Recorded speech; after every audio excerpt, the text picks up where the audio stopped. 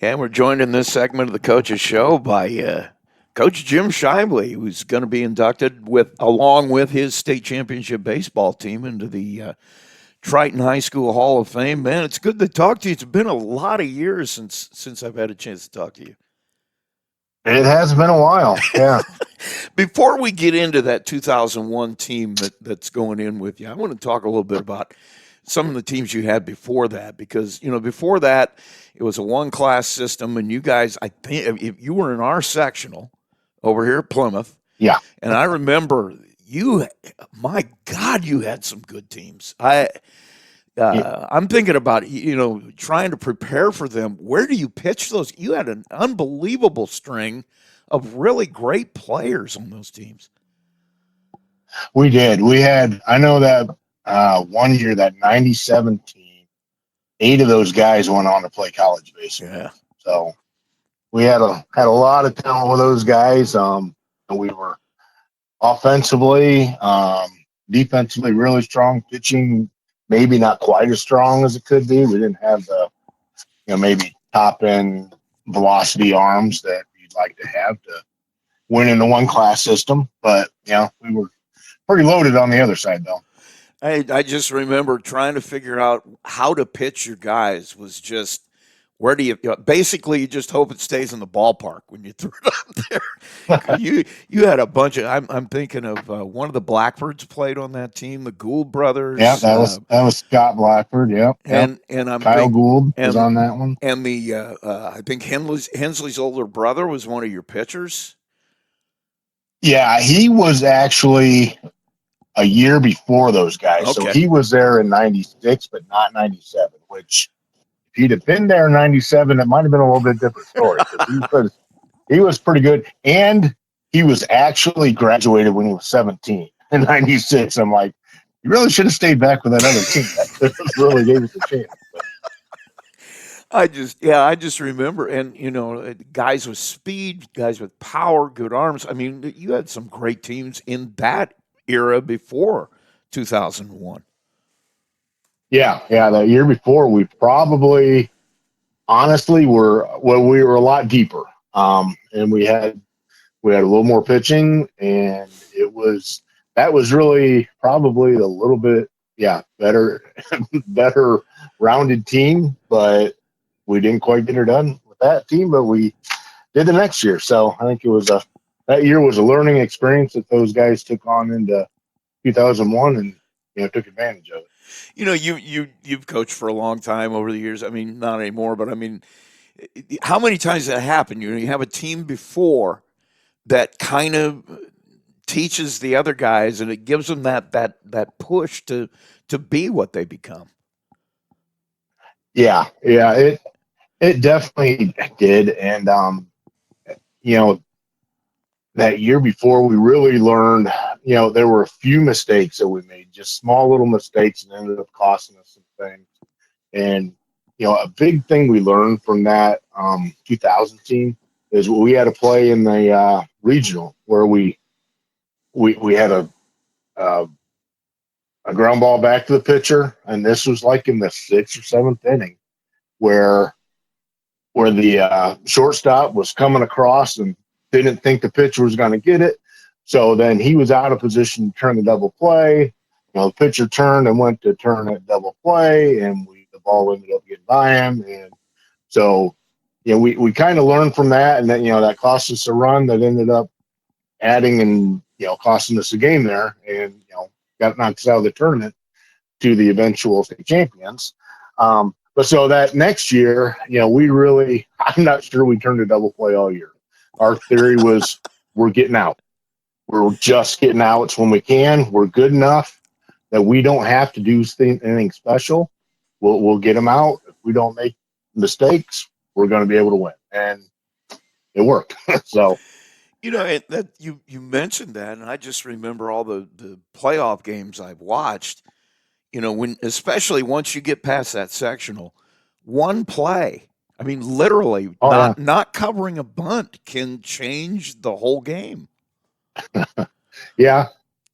Which we took advantage of that a few times in the that state championship game, their third baseman won't come up, and we had 6 drag bunt hits in the state championship game that we won 13-0. So it's like, yeah, if you're not gonna do something, we're gonna figure it out and take advantage. Hopefully, That's one thing that every coach that's ever I've heard at a conference or whatever, they talk about, find that weakness and then punish them until they make it go away. That's the game of baseball. yeah, yep.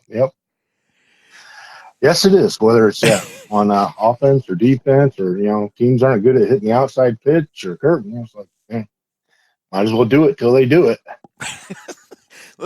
And until the umpire's calling it, live out there. That's what I've always said. Oh yeah, let's talk about absolutely. Let's talk about that 2001 team too. I mean, they were 17-10 during the regular season, but I think we need to bring into focus the kind of schedule you guys played, because that was back in the old NSC days, if I remember right. So you were playing New Prairie and Bremen. I mean, you were playing some of the better baseball schools around the region.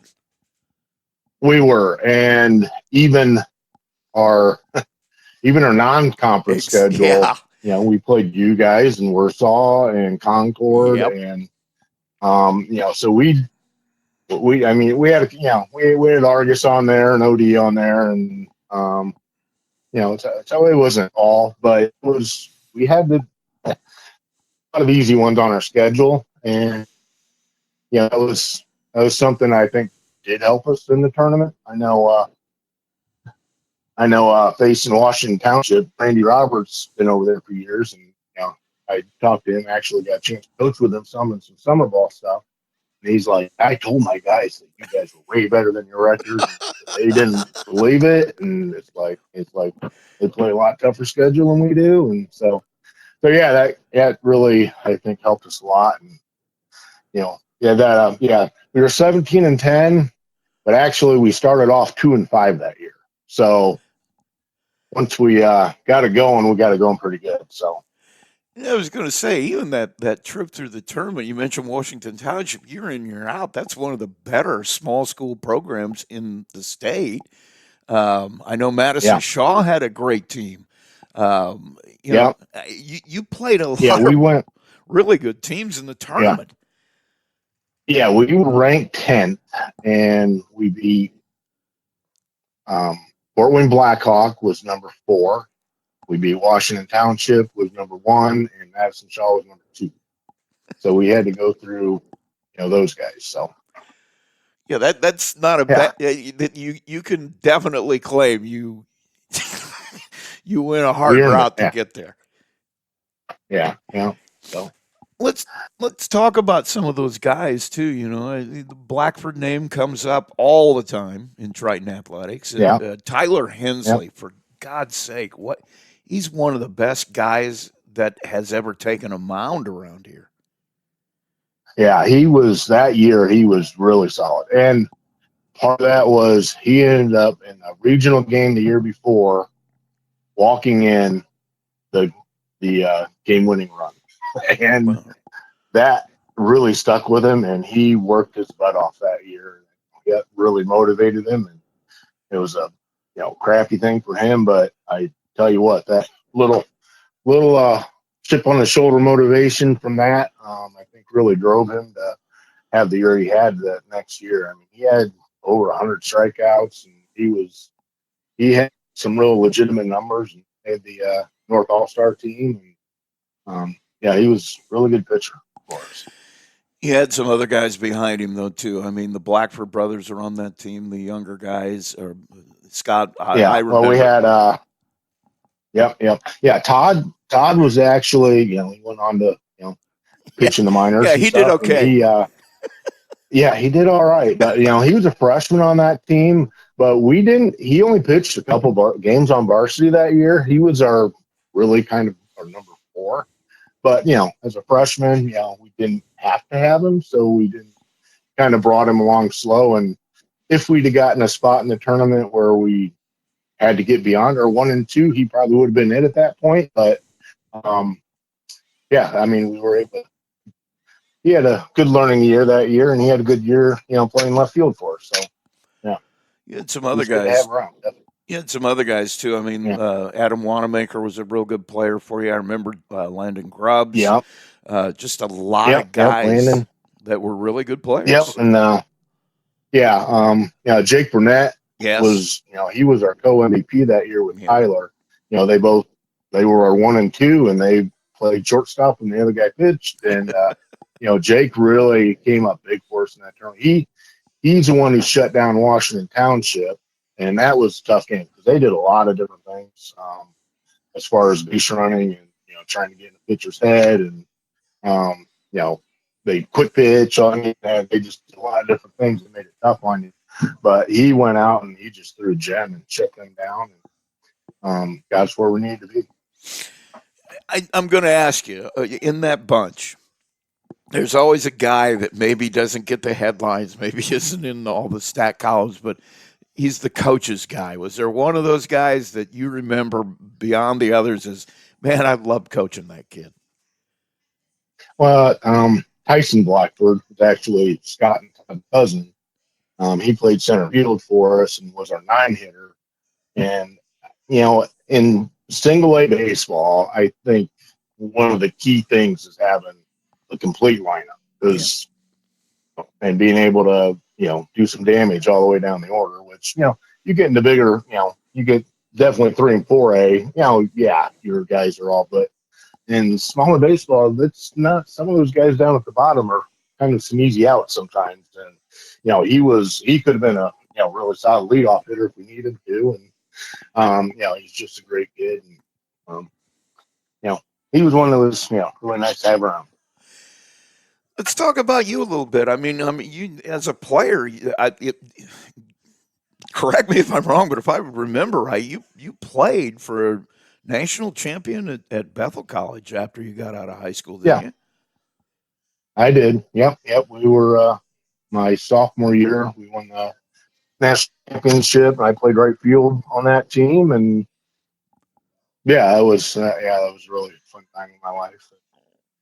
It was good learning experience for me there to being through that, and I think that kind of helped me in my coaching experience, and especially in tournament situations, kind of seeing how we did things in a tournament, what it took to win, and kind of helped in all that. Talk about some of those guys you played with too, because I think a lot of them went on to be coaches, didn't they? Or at least a couple of them. Oh, yeah. Norm Sellers. I was going to say I Will coached with Hofstadter. Norm. Yeah. Yep. There's a couple other guys on there I can't even think off the top of my head. But yeah, John Hirschberger was on there. Exactly. We had quite a few guys, especially it was kind of fun, coaching against Norm and Will, Bremen and Glenn for a while there. Getting to Norm was tough. Bremen was pretty tough early on, but we got him after a while. So anyway, as we got better, we kind of overtook them. So that was fun. They were a challenge. You had some pretty good teams there early on. Talk about that aspect of coaching a little bit, though. I mean, you guys, when you and those guys got into coaching because I'm assuming that it's because you wanted to give back what you got. I mean, you love the game and you wanted to share that with other people. Yeah. I mean, the opportunity, for me came up, and I definitely do that. And I know, those other guys too. I think we're all competitors, and we like to keep competing even after we're not able to do it on the field. And it was. It was it made it fun, and we went after each other, I will say that.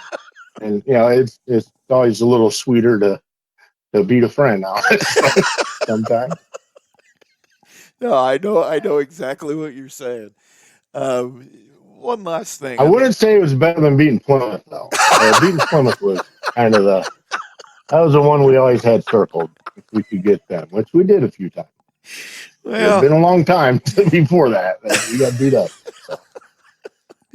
Let's talk about real quickly here as we close up. One last question. I mean, if there's one thing, I mean, it can be from the 2001 season or before or after or whatever.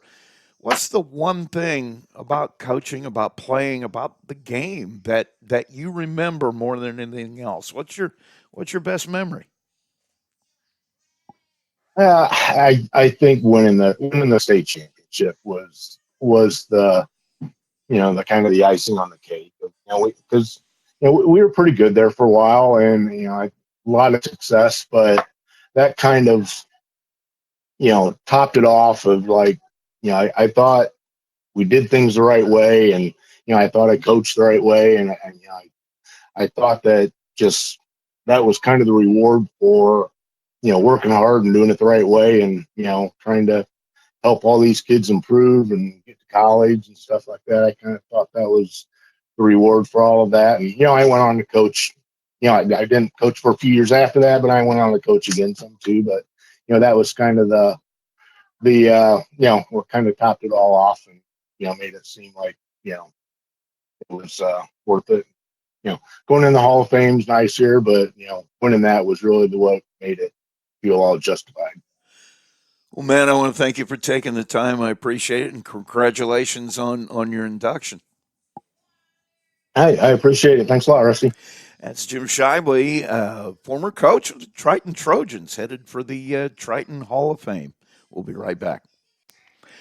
And in this segment of the Coaches Show, we're joined by the new head coach of the Triton Lady Trojans volleyball team, Gina Westifer. Man, thanks for taking the time to join us, and congratulations.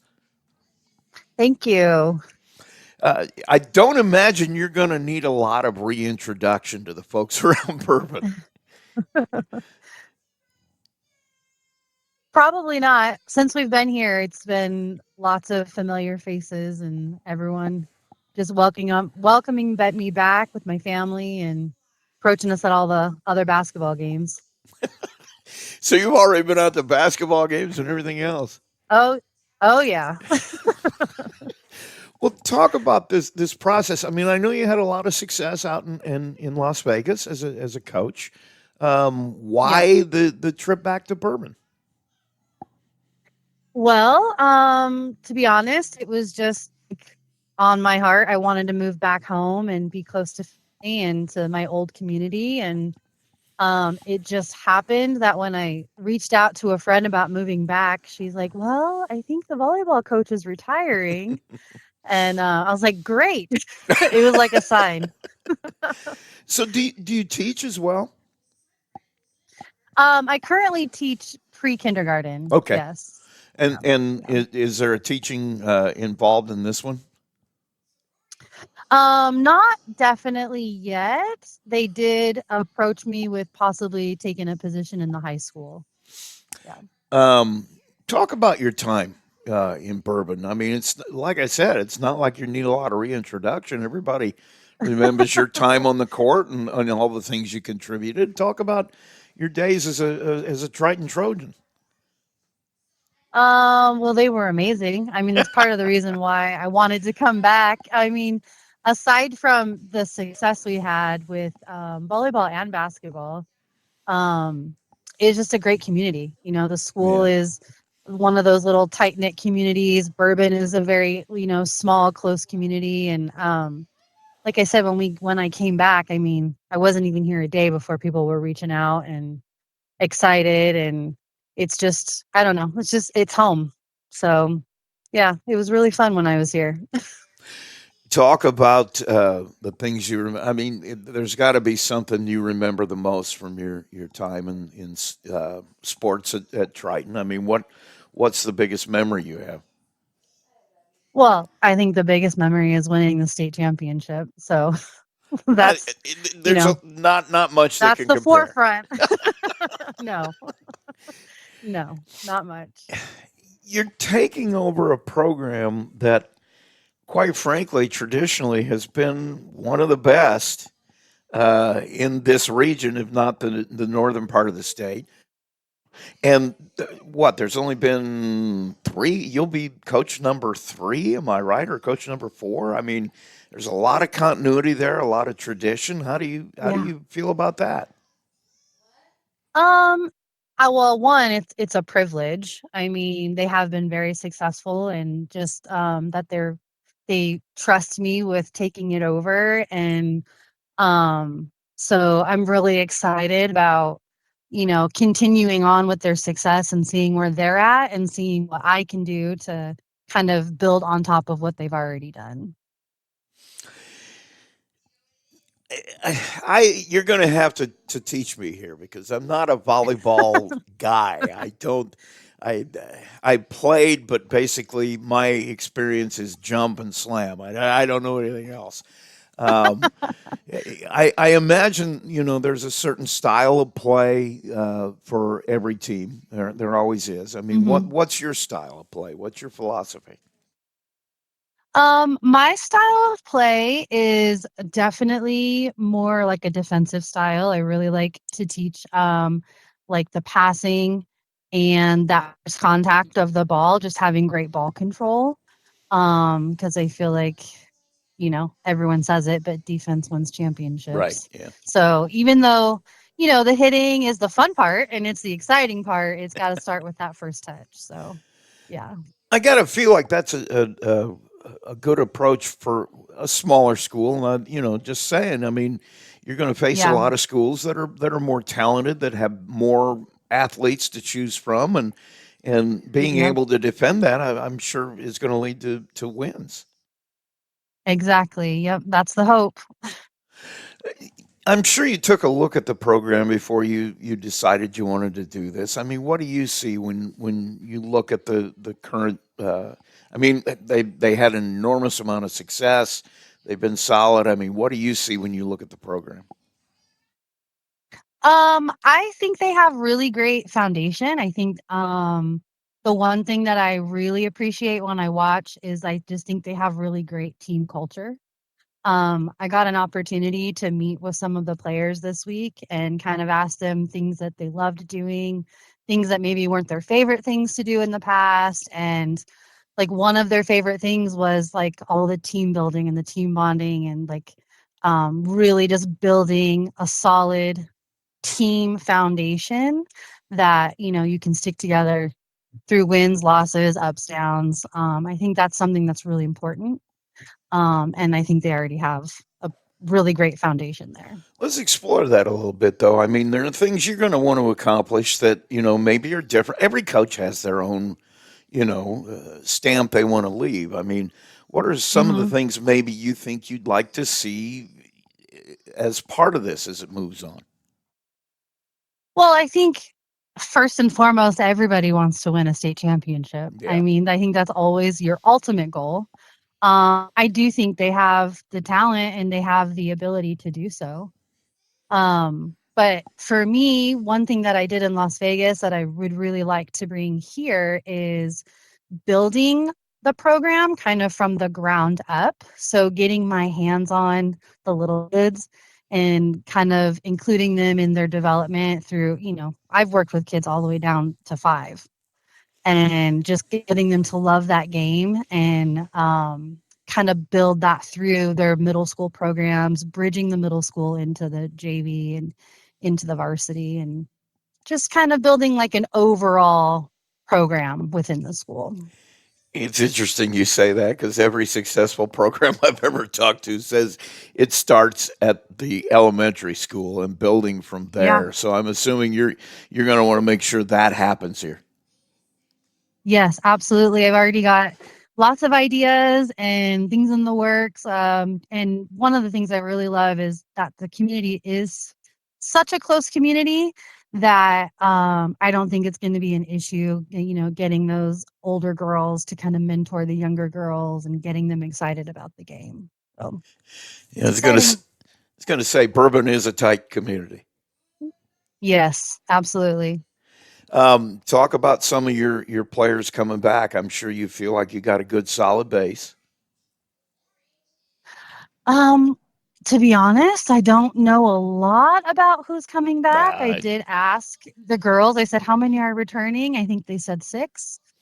Um, so it's kind of just going to be a fresh start here, just getting in there. I said, we're going to get some open gyms so I can see everybody firsthand, look at what we're working with, and see what we need to do from there. I was going to say, talk about that a little bit. I mean, you. When do you get to start? I mean, how are you going to structure this as you go into the off season? So I believe I was told sometime in April we're allowed to have some limited contact with open gyms. And so that's the first start is I just want to get them in there with kind of a no pressure Right. situation, kind of Yeah. get them used to my communication style, see how they compete, how they play and work, and start from there, just really see like what they have and where we need to start from, what I can build off of.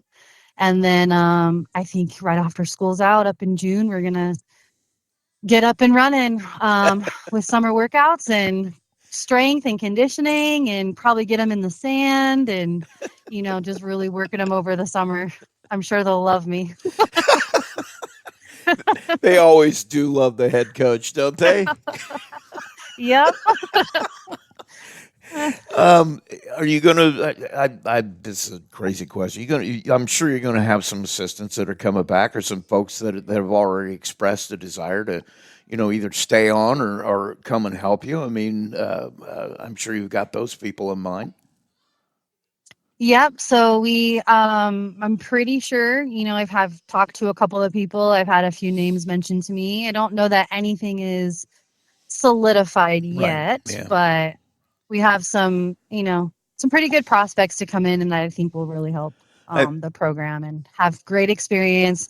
They're from the bourbon community, so they I know what it's about. was going to say, I think you probably have a whole bunch of folks that are alumni that are more than willing to come Yep. out and help you as much as they want.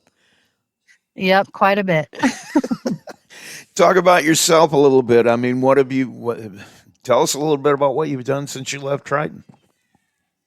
Well, when I left Triton, I moved out to Las Vegas. I've been out there for about 19 years. Wow. Yeah. So I have 3 daughters. They all play volleyball. Out west, volleyball is a year-round thing. They play high school, they play club, they play summer leagues. It's nonstop. Right. So I spent about 10 years coaching altogether between club and varsity and middle school girls and boys. So volleyball is just like a way of life out there. What is your vision for the program? I mean, obviously, it's already an incredibly successful Yep. situation. Where do you want to take it? What's your vision? My vision is just to keep it growing, keep the sport growing, keep the actual school program growing and flourishing, and kind of just building off of what they have. And then, like I said before, the ultimate goal is state championship. Coach, thanks for taking the time to talk to us, and good luck to you as the season gets going. And I'm sure we'll talk again once or twice. Sounds good. Thank you. Gina Westover, the new head volleyball coach at Triton, and we'll take a break. And Amanda Bender, the head gymnastics coach here at Plymouth, joins me here in this segment of the Coaches Show. And you guys, you're 8-1 now. I mean, this is a great start. Yeah, we're 8-1. We face Angola on Monday, and then we'll be done with duels. So a pretty good season. More than likely 2 teams that we're going to lose to are going to finish top 2 in our sectional. One of them's probably going to advance to state as a team. So, you can't ask for much more than that. Now, I was going to say, the one thing that I noticed even early in the year, you've got a lot of girls out this year. I do. We're actually smaller this year than we have been in the Really? past. Yeah, we're only 11. The last couple of years we've been in the 13 to 14 range. But it feels like a lot. And for a gymnastics program, we're at a really healthy number. A lot of these schools are only pulling 4 or 5 girls. And we're double that. So I think for just the health of the program and the health of the sport, we're in a really good spot. I was going to say the other day I saw that your JV team beat the other varsity teams that you were competing with the same night. Yeah, so we faced Warsaw and West Noble the other night, and it wasn't truly my JV team. We went upperclassmen on our varsity and underclassmen on our JV, just to give them a little bit of a different look and a different experience, and for those underclassmen to feel what it's going to be like without our really strong senior class as we get into next year. And so, you know, they handled it really well. They performed really well. We had a ridiculous amount of PRs on that underclassmen roster that night. But we have a lot of depth.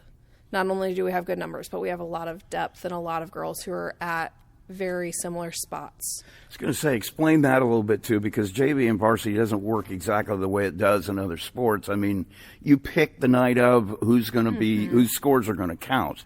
Yeah, so obviously at like a sectional, I get 4 girls on each event. There is no JV, but she doesn't have to do every event.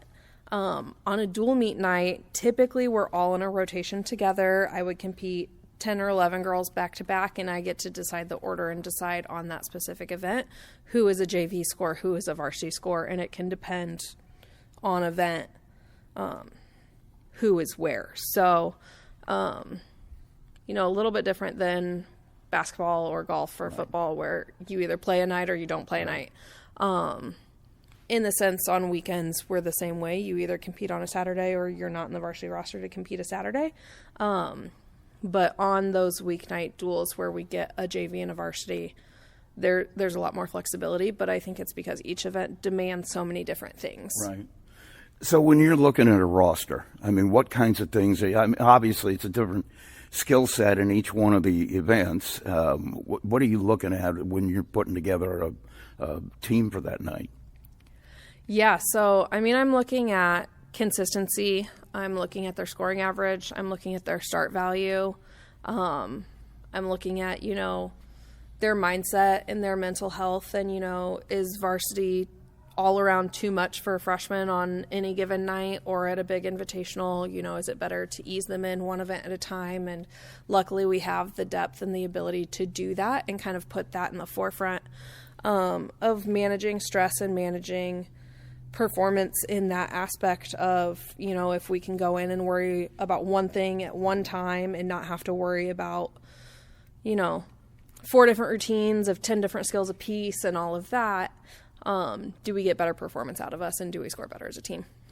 Explain some of the scoring and stuff to us too. I mean, you know, are there certain things they have to achieve, certain, for want of a better word, tricks or whatever they do? I mean, yeah, I know all the terminology, obviously, but are there certain things they have to accomplish in the course of a routine? Yeah, and every event is different. So vault and specifically each, you know, the different vaults have a different start value depending on difficulty. So those that are kind of easier vaults are going to start lower and thus score lower, whereas Jersey does a full-on, full-off. She's the only one in the state that does it. That's one of the more challenging vaults, so it starts at a 10-0 start value. But then bars, beam, and floor, you have a set of event requirements, not necessarily a specific skill, but a different, you know, a tumbling series, a jump series. Bars, you do have to have a kip and a handstand. Those are 2 of the event requirements. And then you break down it even farther into some of the composition aspects. Do you start with your hardest skill or do you finish with your hardest skill? Do you have different combinations of difficulty in order to get some of those bonus points to get to a 10-0 start value? So that's kind of how the other 3 run. It allows for a lot more flexibility. Right. In that someone might not have physical flexibility in their back to be able to do back walkovers or back handsprings, but they can do tucks, cartwheels, saltos instead and still achieve the same score. I imagine a lot of your coaching time goes into helping them put those together in the order that's going to score them the most points. Yeah, it takes me about 4 to 5 hours to choreograph each floor routine. So those are normally done by myself. I'll come into the gym on a Sunday throughout the summer and, you know, start at 7 a.m., finish at noon, and record what I'm doing. And then when season starts, I'll go and teach them off of the videos that I've made. But Tessa Hutchinson's on staff this year. She choreographed all of our beam routines for me. But a lot of it is, our rule book changes every other year. Right. So we only have the rule book for 2 years, and requirements change, skill values change, all of that. So it's a lot of background time, memorizing the book, knowing what to score well, and then being really strategic about it, because there's also part of that composition score is uniqueness. Mm-hmm. And if everyone's doing the same skills and everyone's doing the same combinations, you're going to score lower. So being creative in that and coming up with, this connection didn't work, so let's try it here, or let's flip the order of something, or, one of our freshmen wasn't scoring as well on floor as what we kind of were expecting her to with where her skill value was. So we totally changed her floor routine and taught her a new floor routine last week. And it's already paid off in the last 2 meets. She's been above her average for the year just in those last 2 meets. So definitely the right move, just finding that music and that style of choreography that fits their personality the best for them to show off their personality, plus what fits with their body and how their body moves. There's a lot of strategy behind it, and that is, where I spend the most amount of my time. I was going to say, floor seems to me like a combination of dance, gymnastics, and just athleticism. Yeah, it is. It's a minute and a half of high interval training, basically. You have to tumble 3 tumbling passes of 3 skills apiece, plus you have to have at least 5 jumps in there, plus a turn, plus fill the entire minute and a half of dance that looks good and continues to flow. Definitely the hardest physical cardio shape of the 4 events. It's not an easy one. Yeah. And even those who have been in club and doing lead-in gymnastics to high school, it's a different ballpark, because club routines are 2 tumbling passes of 1 to 2 skills apiece with maybe 2 jumps in it, and you basically triple that when you get here. So there's a lot of prep work to make sure that we're in physical shape before we start throwing floor routines, just from an injury prevention standpoint of, you got to lead into it to make sure that they can make it through that last tumbling pass safely. Let's talk about some of your girls. You're 8-1. There's got to be a reason for it, and it's them. Talk about some of them and the years they're having. Yeah, Jersey's one of our seniors. We've got a great senior class. Obviously, 2-time state qualifier. She pretty much owns that record board. She finally broke the last one that I didn't own as a coach. So, which we had a countdown going. We knew that was going to happen this year. But she's a phenomenal athlete. She's a great leader. She's a great anchor for us, holding us kind of soundly. Daniela Moreno's another senior. She's been a 4-year member of our team who has really pushed this year. Bars is kind of her specialty, but she's also put in a lot of new skills on vault and floor and not let that senioritis hit, and has continued to really push and grow. Mia Crothwell is another senior who has just been, she's a 2 or 3 year captain at this point. Phenomenal leader, phenomenal teammate. Is she one of my varsity girls? No, but she plays just as big of a part as my top scorers, just in the attitude and the energy that she brings into the gym. She helps me choreograph a lot of things. She is kind of my artistry coach of helping the other girls, because she understands that musicality and the fluidity. Just someone that we'll miss dearly. And then Ella Young came out for gymnastics this year for the first time ever. She's a really strong soccer player, a really strong athlete, wanted to push herself, wanted to push her body, and just kind of feel some of those lessons that this sport can teach you. And, did it with grace, did it with a lot of grit and a lot of perseverance, and got out of it a lot of things. So we were really happy to have her this year. And then I've got 2 really strong juniors who are really big varsity players, who are both returning letter winners, Jenna Blake and Amira Benchar. Both bar specialists for me. Jenna's played a big role on beam and floor. Amira's my number 2 vaulter. Again, multi-sport athletes who just come in and kind of take the reins and push and do all of the right things. Berkeley Cooper's my only sophomore who is coming back from a pretty big injury last year. So she didn't get to compete much as a freshman, but she's been my number 2 or 3 on floor all year long, has been a big varsity vaulter for me, has played a role on beam and bars off and on. Another 3-sport athlete, just a great kid who's done a lot of really good things, especially coming back from the way that her season ended last year. And then I've got a really strong class of freshmen. I have 4 freshmen who, 3 of which have been in that varsity top 4 from the get-go. Kylie Waldrop is, my number 2 right now. She's my other all-arounder, who has had a really great freshman year. Got her first 9 the other night when we were at that Warsaw meet. Has picked up and transitioned into that high school gymnastics world really well. Ayani Taronas has come in. Wasn't sure that she was going to do high school gymnastics. It's kind of wishy-washy. Has made a name for herself in that beam lineup already. Is pushing to be in floor and vault. She's the only person I've ever seen giggle through an entire floor routine. It's her nervous tell, but it's so funny.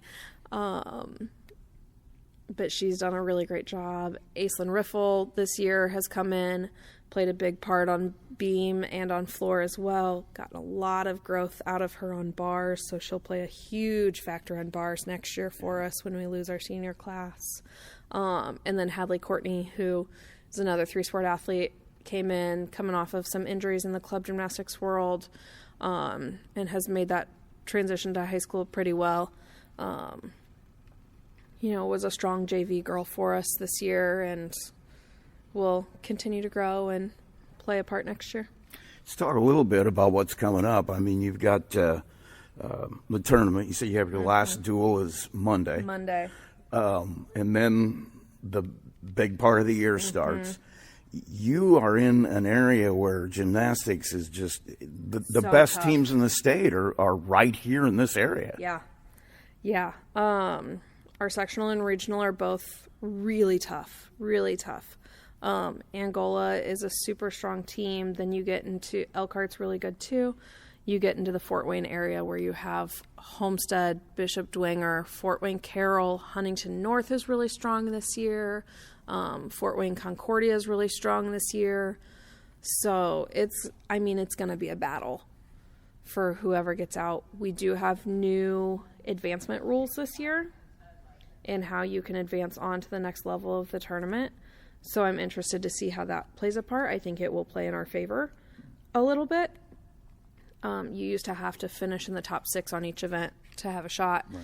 Now we're kind of going the golf cross-country method of if you finish in the top 6, you're in automatically, but then the next 3 on a non-qualifying team each get to go as well. So I think, from sectional to regional, I don't think that's going to play as big of a part, but I think from regional to state, that's going to be a game changer for our area, for those individuals who aren't part of a team competing at the regional, but are still really strong gymnasts. But the podium is normally pretty occupied by those 111, 113, 110 teams. Right. So next 3 up, I think, is going to benefit our area a lot. I'm sure Jersey probably has a good shot of going back down. I'm sure you got some others that maybe you might have a shot. I mean, if we can stay on the beam, any of my 4 that I put up there have a shot there. It could change on the day. It really could. We've got several 10-0 start value routines out there that we're going to put out, and it just depends on, who does it better that day. So Jenna on bars has a shot. I would say Kylie on floor, on beam, Ayani on beam. Berkeley if she has a really strong floor day or a really strong vault day. So we've got some options, especially. I mean, you never know what's going to happen. You never know who's going to get hurt, who's going to fall, who's going to do what. So we won't know till it's over, but we hope that we have at least one down there, hopefully a couple more, and if not a couple more, maybe one or two that are basing an event down there. Thanks for talking to us, Yeah. and I'll get back in touch as you get down the road here, and maybe as your girls move along, we get a couple more of them on the air too. Yeah, thank you. It's Emily Bender, head gymnastics coach at Plymouth, and we'll be right back. And the head coach of the LaBelle Bulldogs joins me, Zach Newby. Coach, thanks for taking the time. Obviously, we don't get a chance to, most of our listeners probably don't get a chance to see you guys play at all during the year. So I thought I'd ask you to maybe come in and, without giving away too much, maybe a little scouting report. What are we going to see out of you guys today?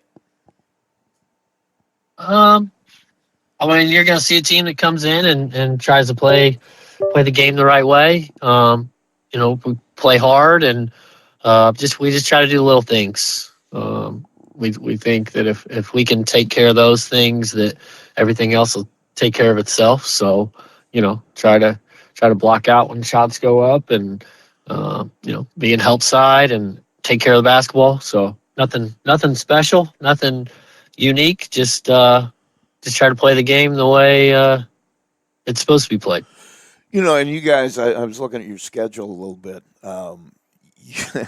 Well, you've got, I'm looking at Oak Hill here. They're going to be playing a little bit later today, but you got one of those schedules down in that area, that Anderson area, and in there, that all those teams. I mean, that's a basketball hotbed down there. You got a lot of great teams on your schedule. Yeah, I mean that's always a goal. We want to try to, my goal is always a top 100 schedule, and it's difficult to do at our level just because teams are can be up and down, and so I think for the most part, I think we would have had a top 100 schedule had our sectional been a little bit stronger.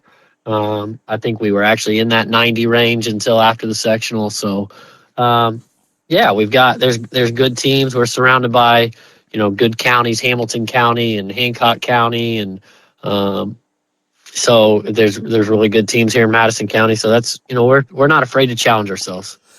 Talk about what you guys like to do. I mean, I'm noticing a lot of teams. You don't get to this point. It's amazing to me to look every year.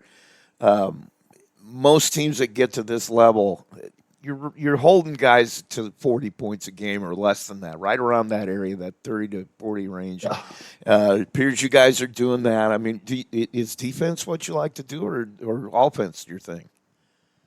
Oh yeah, defense is my thing. I got to play for Derek Shelton here for a while, my freshman and sophomore year when I went to LaPel, and then I played for Jimmy Howe after that. And so those guys, harped defense and a lot of shell drill, and that's what I love to teach. I'm a teacher by trade, so I love to teach that side of the floor. And then I try to hire assistants that like to teach the offensive part. And I just kind of hand that side of the ball over to them. That's how you become successful, man. Learn delegation. Find good people Right. and let them go. Right. What kind of? I mean, do you want to play full court? I mean, what kind of defense are we going to see? Zone, man to man? We do a little bit of everything. We've probably played in my 8 years as head coach here. We probably played more man than anything. But not afraid to switch it up. We'll switch up our coverages in man and how we do things and how we rotate and what we do with off-ball screens and on-ball screens. And, so we tweak things here and there, but, we try to keep the opponent off balance. And, but also, I'm of the understanding that if you're better and you execute the way you want to execute, then it shouldn't really matter if the opponent knows what you're going to do or not. How about your offense? What do you like to run there? Oh, just motion. Okay.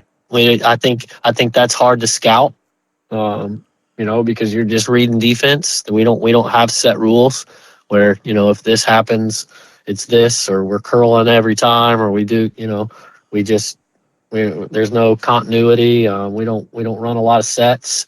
It's just, go out and play basketball and read the defense and make the right reads. And so, we try to give kids opportunities to do that. And it's normally a little rough at the beginning of the year, but by the time we get to this point, they've kind of figured each other out. And so, I think that helps this time of year because coaches aren't watching film and calling out sets because we don't really have any. Right.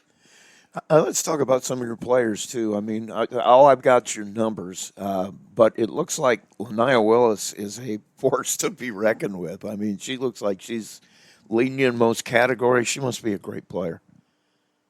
Yeah, Lanaya. She's been a catalyst and centerpiece for us since she came in as a freshman, and we were state runner up her freshman year, and back in the semi-state her sophomore year. So she does a little bit of everything, and she's somewhere around 2,400 points and 1,400 rebounds. So she's a great player, but she's also been blessed to play with a lot of really good players around her. So, that's a testament to the success that we've had as a program. Talk about some of the other really great players you got around here. It looks like Serenity Conyers shows up a lot in the stat sheet. And looking here a little bit, Sophia Goodwin is another name that comes up a lot. I mean, talk about them a little bit. Yeah, so Sophie is our other senior. She's long and athletic and a good all around athlete. And can put it on the floor. She can get all the way to the bucket, shoot pull up jump shots. She can hit open threes. Serenity is a change of pace kid, super quick and strong. Can get to the rim.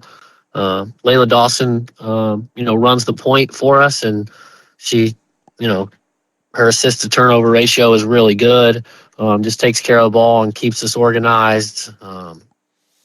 We bring pretty good shooter and Sam Sears off the bench and a good long athletic defender in Bella Rowland. Addie Bodenhorn, had a great weekend last weekend shooting the ball. So she's somebody that, if she gets left open that can make you pay. So yeah, a lot of really good pieces. Talk about that a little bit too. I mean, you don't get to this point in the year without some depth. I mean, you feel good. Obviously, you feel pretty good about your bench. Yeah. We actually lost a kid, right at the end of the season, to illness and lost her for the year. So we were an 8-man rotation and down to 7 now. But it's been the same all year. Nobody really cares about how many minutes they get. They look at it as opportunity more than minutes. What am I doing with whatever opportunity I'm given? And so when you can have that, and we have no selfishness, that helps you get to this point. Let's talk about your opponent today. Bremen comes in. They've had a great year. They've got 3 really talented senior guards. Break them down for us without giving away too much, obviously. But when you look at them, what do you see on film? Yeah, they're a solid team. They seem to kind of go back and forth between that 2-3 and man-to-man, and then sometimes they'll throw that kind of 2-1-2 extended pressure defense at you. Those 3 guards, they kind of go with them. All 3 of them can handle the ball. They can all shoot it. They're not one-dimensional. They're not just shooters or just drivers. And so that makes it difficult because you can't say, hey, on this kid, you just need to take this away because they can do multiple things. And then they've got some good role players underneath, some tall, long, athletic kids, and that when you gotta guard the perimeter and the inside, that makes it a very difficult task. So we've definitely got our work cut out for us. Talk about once again, don't give away too much, but I mean, I'm sure there's a checklist of things you feel like you've got to accomplish today to get through this first game. I mean, what's on that checklist? Same thing as always. We want to take care of the basketball. If we can keep our turnovers down, especially live ball turnovers, and don't allow them to get out and transition. that's going to help. And then we got to force them into the most difficult shot possible. And, if they miss that shot, we've got to rebound. We got to limit them to one opportunity per possession.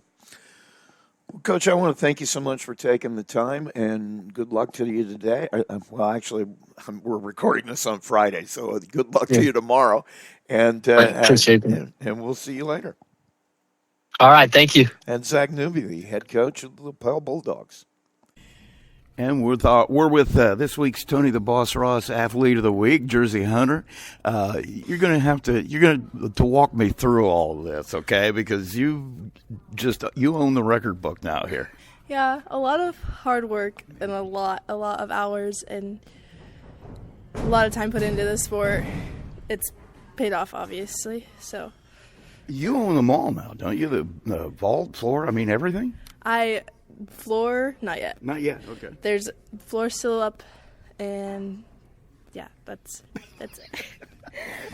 Okay. When you started this 4 years ago, was this ever even a possibility in your mind? I think so. Yeah, freshman year we came off really strong with a really strong team, breaking the team school record that year. So I think that really set the bar high for me. So I had high goals and aspirations to reach for the next 4 years that I had. Talk about what it takes. I don't think people give gymnasts enough credit for the injuries and the pain and everything you go through to stay where you're at. Talk us through that.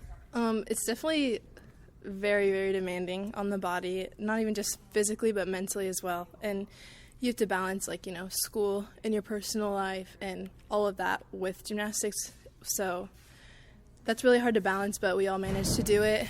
And I just think staying on top of schoolwork was the best way I did it. And just staying mentally in the gym, just keeping my personal life outside of the gym. So how many hours a day do you spend just to practice? Just a normal 2 or 3 or?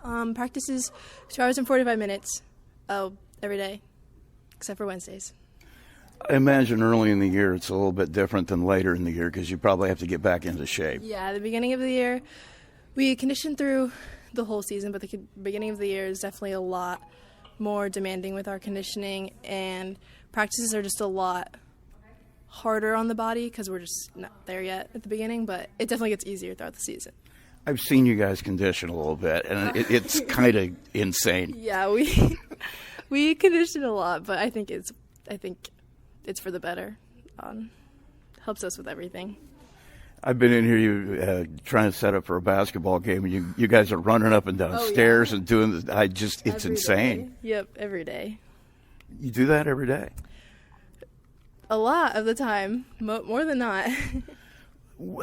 The other part of that, too, is the amount of strength you need to do the things that you do, and then the flexibility that you have to maintain. That's got to be hard to find a routine in the weight room that works for that. Yeah, it takes a lot because you have to condition your muscles, your endurance, and your flexibility. But we make sure we hit all of that in practices. What's your favorite event? Probably bars. I think it's the most fun for me. What about it do you like the most? I think it's just less. It's the least. I guess vault's probably the most least nerve-wracking, but bars, I just feel like it's just fun to me. Like, I enjoy it. Has that always been the one you were best at? Oh, I think floor was probably my strongest event my first year or two, and then I worked bars a lot in vault. So It seems to me that bars, I don't know how you guys do that. yeah, it's really hard. The way they score it is really difficult too. Compared coming from club before high school, it's just a whole different aspect of gymnastics. So that also, the scoring takes a big toll on you because you're not expecting the low scores at the beginning. It gets better. And, it's like anything else. I talked to a lot of wrestlers over the years, and they say they learned to count all the lights up in the ceiling. I bet it's a similar kind of thing. Yeah. Talk about your journey. There's something they talk about gymnasts starting when they're just barely able to walk, and then coming. How soon did you start? I started when I was 2, almost 3, and it definitely was the majority of my life. Like in middle school, I missed all the basketball games and all the fun things with my friends because I had to go to practice, and we had meets on Saturdays. So a lot of my Saturdays were spent at meets with my teammates, but I think it was worth it. I think it shaped me into a better person than what I would be if I didn't have it in my life. You say you probably enjoyed it. Yeah. And it gave me my best friends. And they're all smiling at you now because they got mentioned. Say hi, ladies. I would imagine, you watch even in the Olympics and things, the camaraderie between teammates in this kind of a sport has got to be pretty good. Yeah, it's amazing. All the other teams always are cheering for us and we're cheering for them. And it's just the sportsmanship in gymnastics is just indescribable. It's amazing. Now, you do more than gymnastics. You're also a track athlete, correct? Yes. Yep, I do track, and I played volleyball in the fall. Okay, out of the three, what's your favorite? With your coach standing right next to us. I know the answer. So. I think my favorite's volleyball because it's just, I think I put too much pressure on myself on the individual sports, and I think it's just a different ballpark with the team sport that I get to have. You've had a lot of success in track as well. I mean, that's been a very successful sport for you too. Yeah, that. Now, you do hurdles, correct? You do hurdles, correct? Yes, I do. Okay, now I'm sitting here thinking. I thought about this last night and questions I wanted to ask you. Everything you do out here in gymnastics can hurt you. I mean, it's not like baseball where if you don't do something right, it's not going to leave a mark. I mean, out here, it's the same thing in hurdles. That's designed to trip you up. What is it about things that might hurt you that attracts you? Yeah, hurdles. That's actually what did hurt me when I tore my ACL doing hurdles, but. I don't know. I think I like how demanding the sports are. Like it makes me feel good after I'm done with whatever I've done.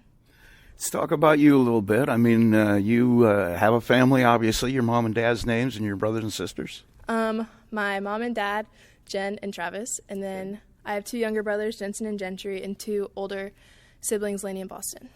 So I'm guessing there's no competition in your home whatsoever. No, there is. Me and my youngest brother, we fight a lot, but the middle one, we're friends. Oh, so you got a supporter there against the younger brother. Yeah. Okay. Mm-hmm. You always have to have the other sibling there. Yeah. How about in school? What do you like? What's your favorite subject? Oh, probably math. I'm just strong in that area, but yeah, probably math. You given any thought to college? Yeah, I'm between. Actually, no, I don't know. No, I don't know. I don't know. Whether or not I want to continue doing track, it depends on what I would want to do. So I'm not sure yet. I know I want to major in nursing, but okay. Yeah. Have you started to look at any college maybe that you'd like to go to? Yeah, if I don't do track, I'm between Butler and Purdue.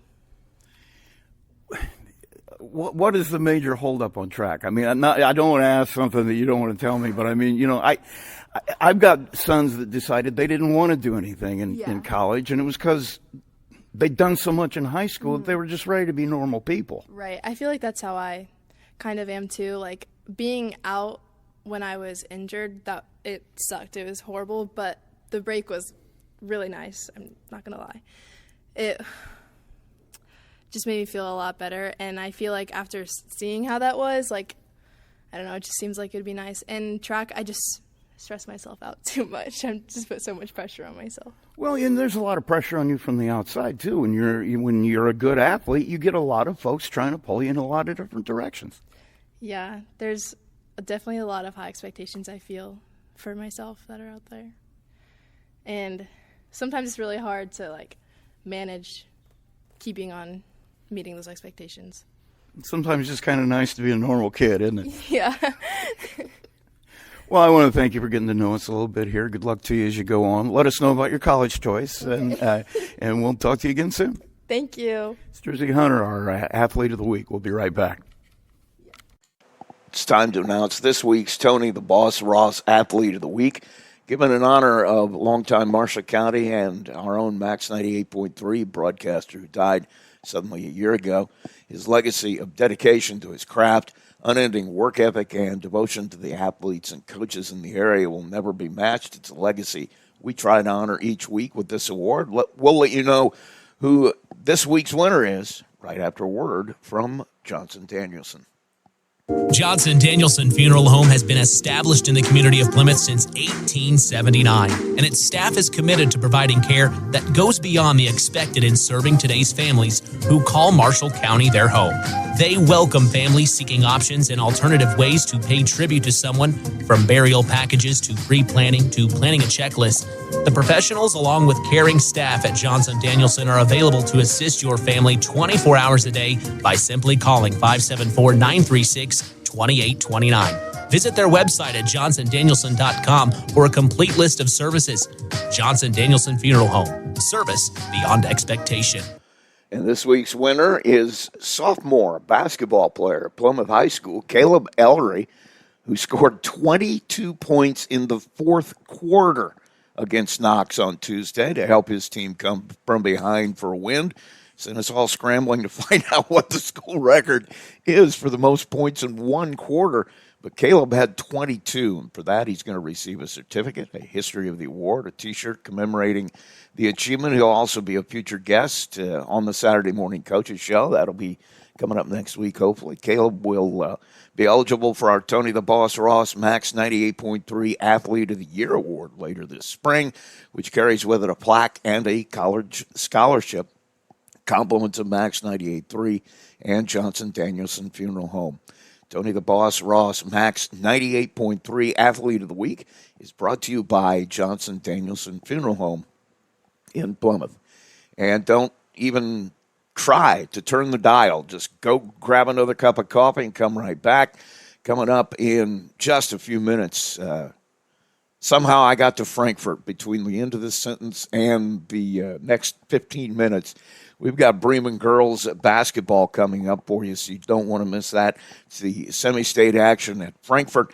They'll take on LaPel, and Peyton Scriven and myself will have all the play-by-play action for you, once again coming up in just a few minutes. Also, don't forget, later this week, I call it the Championship of Marshall County. Triton and Bremen will face off on Tuesday night. We'll have that one for you as well.